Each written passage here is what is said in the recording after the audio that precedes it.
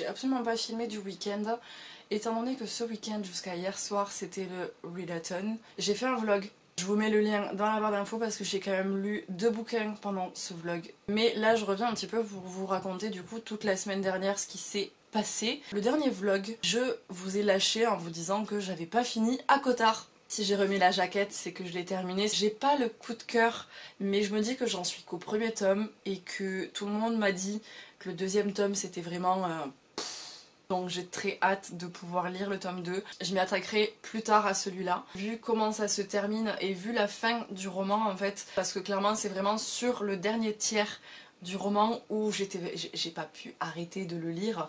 Enfin, à ma vitesse, hein, bien évidemment. Mais à partir de là que je me suis dit, ouais, là ça commence à devenir vraiment intéressant avec l'apparition de certains personnages. Donc j'ai très hâte de pouvoir lire la suite. En plus, ils sont trop beaux quoi.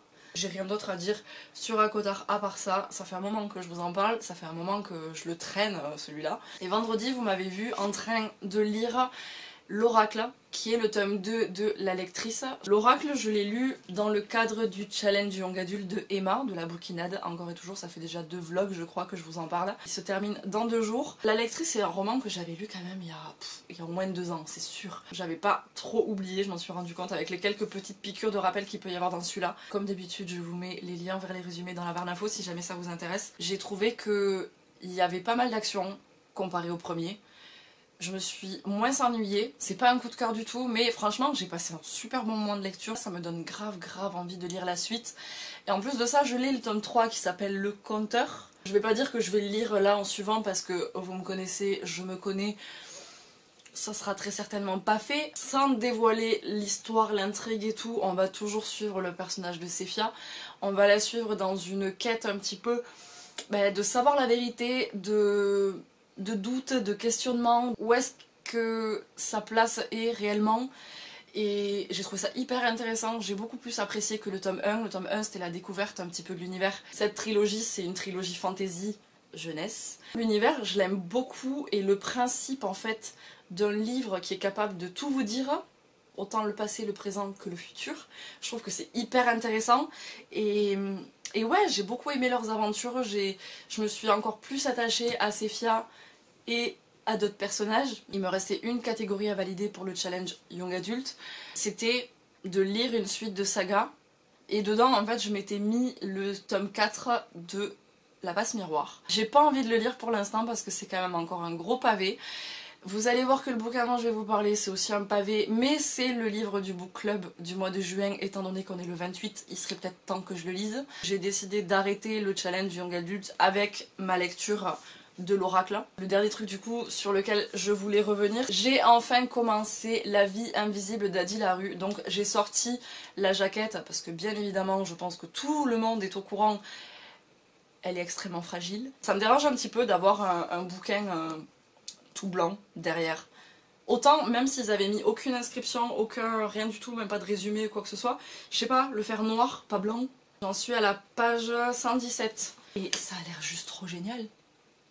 Je pense qu'il n'y a pas énormément besoin de le présenter, étant donné que c'est un bouquin qui est sorti au début du mois de juin, que tout le monde un petit peu se l'est arraché et qu'on voit absolument partout. J'aime beaucoup trop ce principe en fait là de Adi Larue, qui est une jeune fille en fait qui a quand même plus de 300 ans ou un truc comme ça. Sauf que le seul problème contre la vie éternelle, c'est que les personnes ne se rappellent jamais d'elle. Voilà. Donc je trouve ça hyper intéressant. Les 100 premières pages, je trouve que c'est hyper accrocheur et ça me fait extrêmement plaisir de retrouver la plume de Vizy Schwab. On a attaché toute la tignasse parce que mine de rien, il fait pas très beau, mais il fait lourd. Comme d'habitude, je fais le petit point drama. Chose que j'adore faire. Et j'ai bon espoir de terminer mon drama que j'ai en cours pendant ce vlog, étant donné que je suis encore et toujours en train de regarder Goblin. Il est pas sur Netflix, celui-là. Moi, je le regarde sur Viki. Après, bien évidemment, quand je vous parle de dramas qui sont pas dispo sur Netflix, parce que je pars du principe que Netflix, quasiment tout le monde l'a. Quand ils sont pas sur Netflix, en général moi je les regarde sur Viki, mais ça veut pas dire qu'ils sont pas du tout trouvables en streaming. Sur beaucoup de plateformes de streaming, vous pouvez trouver facilement tous les dramas. Je crois que c'est tout ce que j'ai à dire sur aujourd'hui.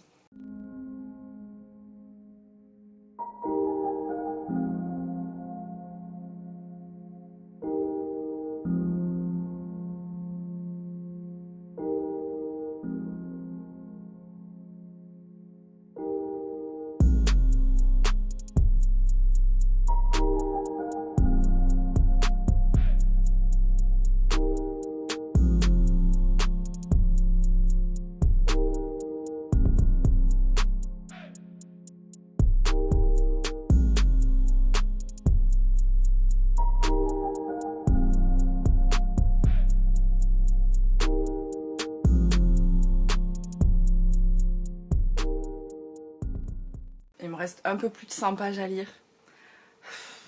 J'aime beaucoup trop ce livre. J'aime vraiment beaucoup trop. Il est trop bien. J'aime énormément comment ce récit est construit. Je sais que c'est un coup de cœur pour énormément de personnes. Je pense que je vais en faire partie. Je pense que très clairement je vais le terminer aujourd'hui parce que là il est midi, moins 2. Je bosse pas ce midi, je commence le boulot que ce soir. Donc j'ai encore toute l'après-midi pour pouvoir bouquiner.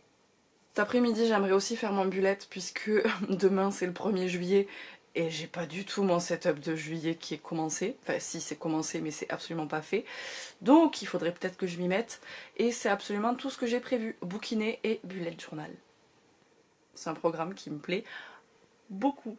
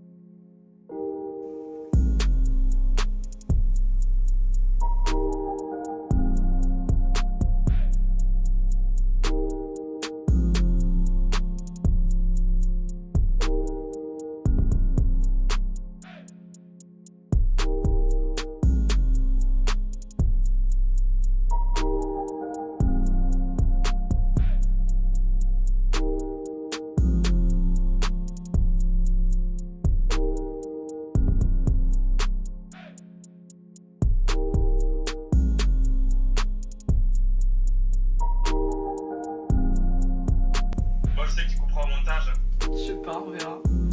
Moi aussi. Ah non, on a rediffé.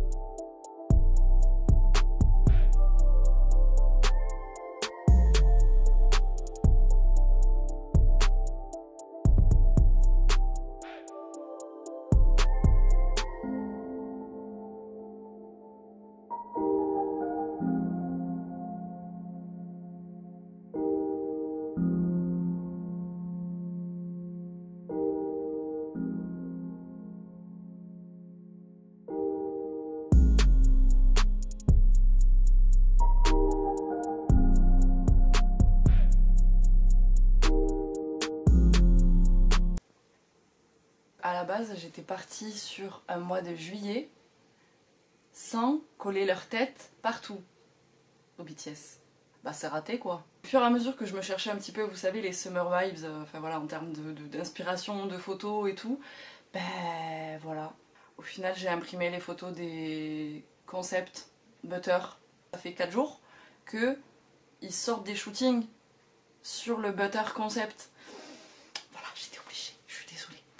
Voilà, je suis désolée, je ne pouvais pas faire autrement. Mais ce matin, il fallait que je vous parle de ça. Ce livre est un coup de cœur. Ce bouquin, je sais qu'il plaît à énormément de personnes, mais vraiment énormément. Après, en l'ayant lu, je pense que, et après avoir entendu l'avis de plusieurs personnes aussi, j'ai envie de vous dire que c'est le genre de bouquin où, si vous n'êtes pas dans un mood spécial pour pouvoir le lire, le lisez pas, ça sert à rien. Si vous cherchez une lecture légère, une lecture bourrée d'action, une lecture summer vibes, parce que bon, on est quand même au mois de juillet, ça y est, oui, on est le 1er aujourd'hui, ne lisez pas celui-là. Si vous n'êtes pas prêt à lire un bouquin contemplatif, j'ai envie de dire lent et pas lent en même temps, puisque c'est toute une histoire qui se met en place, c'est toute une histoire avec plusieurs personnages. On a vraiment le récit sur deux époques complètement différentes. Si vous n'êtes pas prêt à lire un bouquin comme ça, ne le lisez pas pour l'instant. Je vous dis pas de pas le lire, mais ne le lisez pas pour l'instant parce que vous allez sûrement passer à côté. Waouh quoi. Je sais qu'à chaque bouquin que j'ai lu de V.I. Schwab, alors j'en ai pas lu non plus énormément, mais à chaque fois que j'ai lu un de ses bouquins, le premier truc qui ressortait c'était oh, mais sa plume, j'aime tellement. Ça confirme juste le fait que V.I. Schwab fait partie de mon top d'auteurs. Alors top, je ne sais pas combien, mais elle fait partie de mon top de tous les auteurs. Elle t'embarque. Le récit, il est structuré mais d'une manière, et ça je sais que c'est quelque chose que j'avais trouvé génial dans Shades of Magic et dans Vicious, parce que c'est les deux seuls que j'ai lus du coup de l'autrice. J'avais trouvé que le récit était hyper bien construit, et là, mais tellement. J'avais de gros espoirs sur celui-là. Je suis pas déçue par V.I. Schwab quoi. Ça se voit, j'ai mis des post-it absolument partout. J'ai dû changer d'ailleurs mes post-it. J'avais plus de violet, je suis passée à du corail en cours de route, mais bon bref, c'est pas grave. Je me suis noté tous les passages que je trouvais beaux, tous les passages que je trouvais intéressants. Moi je me suis plongée dans ce bouquin à l'aveugle. Franchement, faites pareil. Si vous avez l'occasion de le lire sans lire le résumé, sans vraiment trop savoir de quoi ça parle, faites, parce que les révélations, les plot twists, la fin, il y a tout. Enfin, moi en tout cas, j'ai trouvé ça absolument génial. Je vais pouvoir aller ranger ce beau bébé dans mes bibliothèques. Ah, le café qui vient de tomber, premièrement, sur mon bullet journal, mais le bullet journal était posé sur les papiers des impôts. Et merde. Non, j'ai l'impression que c'est bon. J'ai un peu géré mon truc là dans ma maladresse.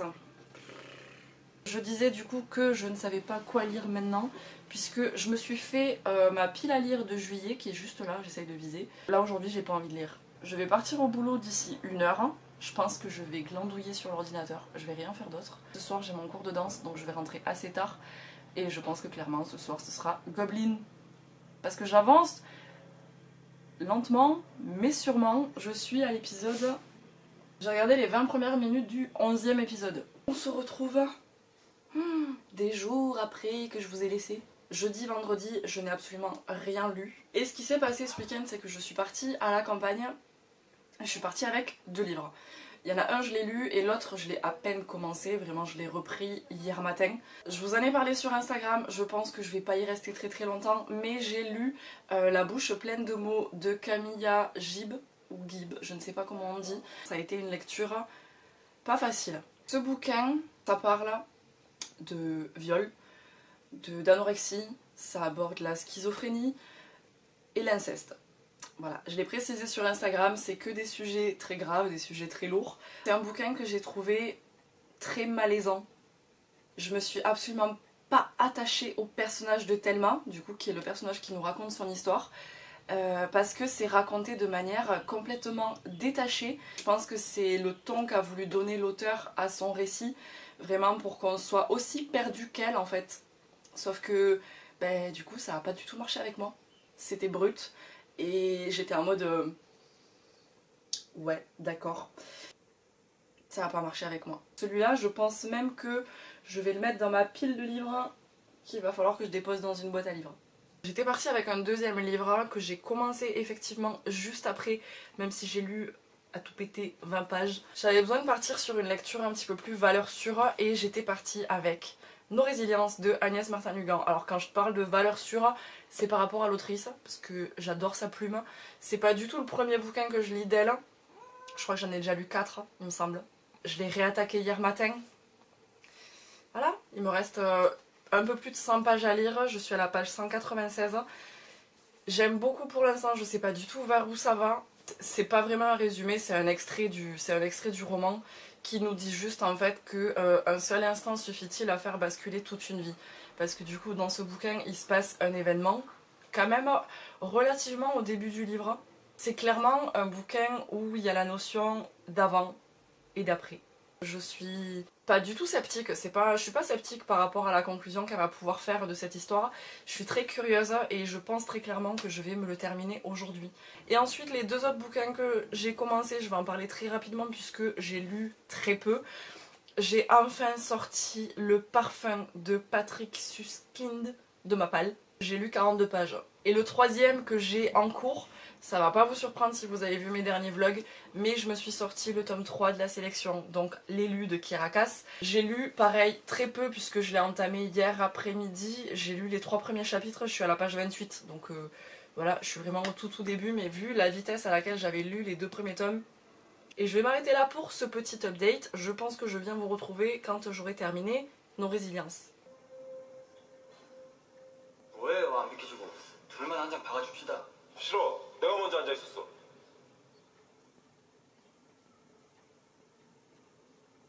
올게.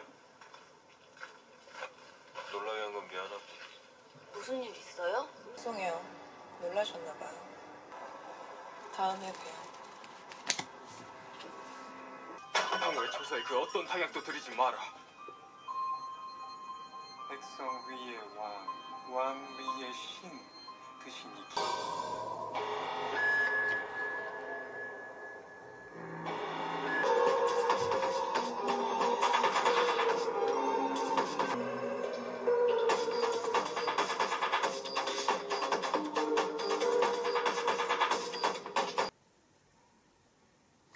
Je suis pas du genre à être fan des défilés. Mais là oui. Ils sont si beaux. Et dans 2 jours, il y a l'album qui sort. C'était le défilé de Louis Vuitton en direct de Séoul. Je voulais revenir parce que du coup hier soir quand je suis rentrée du boulot, j'ai pas pu m'empêcher de le terminer en fait. J'ai découvert les personnages, j'ai découvert le personnage de Ava du coup qui est le personnage principal du coup de ce roman. Son mari Xavier. J'ai découvert Sacha, j'aime tellement la manière dont elle écrit. Jusqu'à ce que je termine le roman, j'étais vraiment un petit peu mitigée en me disant est-ce que notre personnage principal, Ava, elle se plaint pas trop? Mais en fait au final non, parce que c'est un bouquin en fait qui nous parle de quelque chose qui peut arriver dans la vie de tous les jours et à monsieur et madame tout le monde. Dans ce bouquin en fait elle nous parle de la colère, de l'impuissance, ça nous parle d'amour. C'est pas mon préféré de l'autrice, mais jusqu'à la toute dernière page, j'étais là, j'étais vraiment en mode un peu mitigée. Et après avoir lu du coup la toute fin, je me suis dit non, en fait c'était un très beau livre. Elle a une manière de décrire les sentiments des gens, les sentiments, les émotions. C'est si vrai. Et la manière dont elle décrit tout ça, j'adore. It's the thought of being young when your heart's just like a drum, beating louder with nowhere to go. The music's got me going, nothing that can stop how we move. Parlons peu, parlons bien. Permission to Dance des BTS. Pour être honnête, je voulais filmer ma réaction, enfin pas ma réaction en direct, mais je voulais vous en parler hier, mais je savais pas trop comment expliquer. Et en fait, j'adore la chanson. Mais par contre en fait, moi ce que j'aime dans la K-pop et surtout avec BTS, c'est le coréen, c'est les parties rap. Et là dans celle-là, au moins dans Butter, c'est une chanson qui est full en anglais et qui est pareil ultra good vibes et tout, et qui est trop bien. Mais dans Butter, il y a les rappeurs qui rappent, voilà, Suga, RM et J-Hope, ils rappent, là ils chantent, alors même si... Quand j'ai vu le clip pour la première fois et que j'ai vu juste après JK c'est RM qui chante, j'étais là, what? Et dans un sens j'aime bien, mais dans un autre sens, bah du coup, ouais non en fait. J'arrive pas trop à expliquer vraiment ce que je ressens par rapport à cette chanson. Par contre, le clip. En fait le truc c'est ça, c'est que depuis hier, je me dis... La chanson, si je l'écoute en regardant le clip, je suis absolument trop fan parce que dans le clip, ils sont juste trop beaux. Oh, j'arrête pas de me regarder le clip parce que je le trouve juste trop beau. Eux et le clip. Mais la chanson après en elle-même, elle fait pas partie de mes favorites. Voilà, c'est parce que justement même si c'est une chanson qui est full en anglais, il n'y a pas de rap alors que justement c'est ce que j'aime moi dans leurs chansons. Voilà quoi. En fait je crois que ce qui me manque le plus dans cette chanson, c'est un des 3 rappeurs qui rappe. Voilà, c'est tout. Et je vais m'arrêter là par rapport à BTS. J'ai fait un truc. Madison elle a sorti un vlog hier. C'était hier, avant-hier. Elle a testé une boisson. C'est de la limonade avec du sirop de violette. Et normalement il faut rajouter du citron yuzu. Sauf que je suis pas encore allée au shop asiatique. Je pense que je vais peut-être y aller cet après-midi pour essayer de trouver, voir s'il y en a. Je crois qu'il y en a parce qu'il me semble que j'en ai déjà vu. C'est juste trop bon. Et j'ai un peu honte de dire ça, étant donné que j'habite à Toulouse. C'est un petit peu le pays de la violette. C'est couleur army. J'ai mon repas qui est en train de cuire, donc avant que ce soit prêt, je voulais juste vous dire que je suis passée à la Fnac en sortant du sport avant de rentrer là à la maison. Il est encore sous blister. Je me suis acheté un manga. Je me suis encore acheté un premier tome de manga. Non, je n'ai jamais lu Death Note. C'est mieux si je le montre à l'endroit. Je me suis pris le premier tome, donc ça c'est la Black Edition. Parce que je la trouve beaucoup trop canon. Du coup, je crois que si je dis pas de bêtises, ça regroupe le tome 1 et le tome 2. Je vais pas le commencer de suite parce que peut-être que je me garde ça pour un week-end spécial manga. Je ne sais pas encore. C'est tout ce que j'ai à vous dire pour l'instant. Là, je vais aller manger et après, je me pose et je lis. Parce que voilà, aussi, ça fait 2 jours que je n'ai pas lu, mais ça, je vous en parle peut-être plus tard. J'ai pour ambition d'avancer, voire de terminer le 3e tome de la sélection.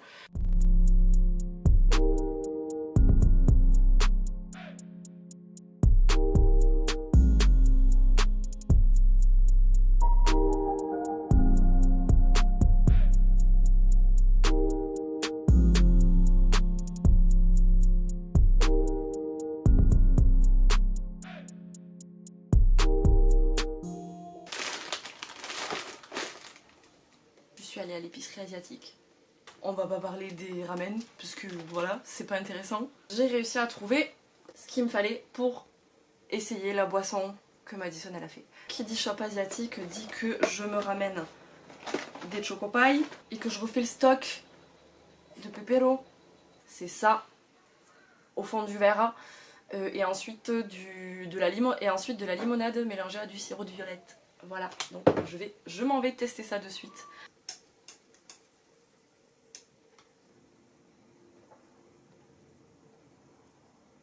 C'est vraiment pas mal.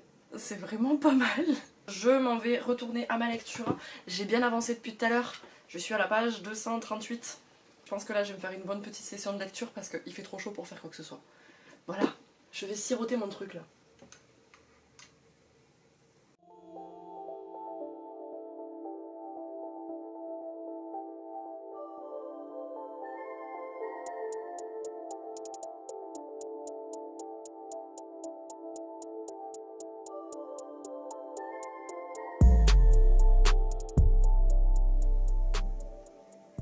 Je crois que le bilan de ce vlog il est plutôt pas trop mal. Voilà. Si vous êtes encore là, bravo et merci. Il y a de tout en fait dans tout ce que j'ai lu là, je me rends compte parce que il y a de la VO avec Akotard que j'ai beaucoup aimé, voilà c'est pas un coup de cœur mais j'espère que le coup de cœur viendra peut-être avec le 2e tome. Ensuite on a un putain de coup de cœur avec Adi Larue. Au tout début, j'avais terminé du coup La Lectrice, le tome 2, donc l'oracle de Tresici. Vraiment, c'est un 2e tome que j'ai beaucoup plus apprécié que le premier. Une très très bonne lecture celui-là aussi, donc pour l'instant on est sur de la bonne lecture. Ensuite, vous avez vu que celui-là, pour l'instant, je l'ai gardé puisque je savais que j'allais très certainement vous en reparler pour le bilan du vlog.